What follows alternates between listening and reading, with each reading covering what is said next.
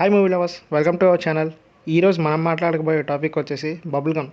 ఈ movie teaser ఎంత రచ్చరేపిందో మీకు తెలుసు, ఎందుకంటే లాస్ట్లో కిస్ సీన్ ఉంటుంది కాబట్టి. ట్రైలర్తో అందరి ఇంటెన్షన్ గ్యాప్ చేసిన ఈ మూవీ రివ్యూ ఎలా ఉందో తెలుసుకునే ముందు ఈ వీడియోని లైక్ చేయండి, అలాగే మా ఛానల్ని సబ్స్క్రైబ్ చేసుకోండి. ఇక మరి మూవీ ప్లాట్ విషయానికి వస్తే, ఆదిత్య క్యారెక్టర్లో మన సుమా గారి కొడుకు రోషన్ కనకాల చాలా బాగా చేశాడు. ఒక హైదరాబాద్ కుర్రాడుగా డీజే ఆపరేటర్ కావాలనేది అతని కళ. ఇక మరి మూవీ ప్లాట్ విషయానికి వస్తే, ఆదిత్య అదే మన రోషన్ కనకాల డీజే అవ్వాలని ఎప్పటి నుంచో ట్రై చేస్తుంటాడు. అలాగే ఓ పబ్లో అతను పెర్ఫార్మెన్స్ చేస్తూ ఉంటాడు.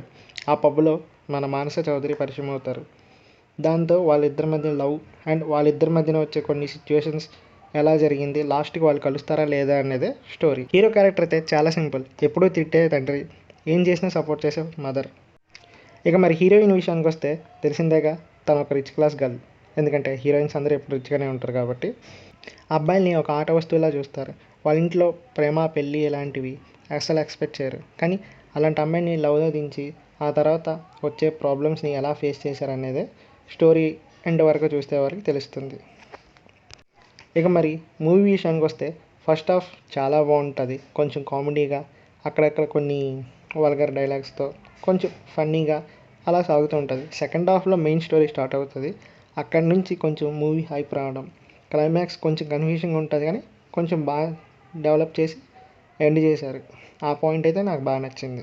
ఇక మరి మన రోషన్ విషయానికి వస్తే, ఫస్ట్ మూవీ అయినా సరే చాలా బాగా చేశారని చెప్పుకోవచ్చు.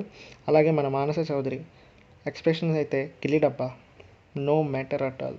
అండ్ కొన్ని రొమాంటిక్ సీన్స్లో అయితే చాలా ముద్దుగా అనిపిస్తుంది, ఎందుకంటే హీరోయిన్ బయట కూడా అలానే ఉంటుంది కాబట్టి. ఓవరాల్గా మూవీ గురించి చెప్పుకోవాల్సి వస్తే, చాలా లవ్ స్టోరీస్ చూసే ఉంటాం మన బ్యాక్గ్రౌండ్లో, ఇన్ఫ్యాక్ట్ చాలా మూవీస్లో. ఇది దానికన్నా కొంచెం బెటర్, కొంచెం డెవలప్డ్ వెర్షన్. రొటీన్ ఇప్పుడు మనకి డైలీ లైఫ్లో జరుగుతున్న స్టోరీ అనుకోవచ్చు. కొంచెం బాగానే ఉంటుంది, అలానే మరీ ఇబ్బంది పడే సీన్స్ అలానే ఉండవు. మూవీ ఒక ఫీల్ గుడ్ మూవీ అనిపిస్తుంది. ఓవరాల్గా ఈ మూవీకి నేను ఇచ్చే రేటింగ్ అయితే 2.8/5. మరి ఈ మూవీ చూసినట్టయితే మీకు ఎలా అనిపించిందో కింద కామెంట్ చేసి చెప్పడం మాత్రం మర్చిపోవద్దు.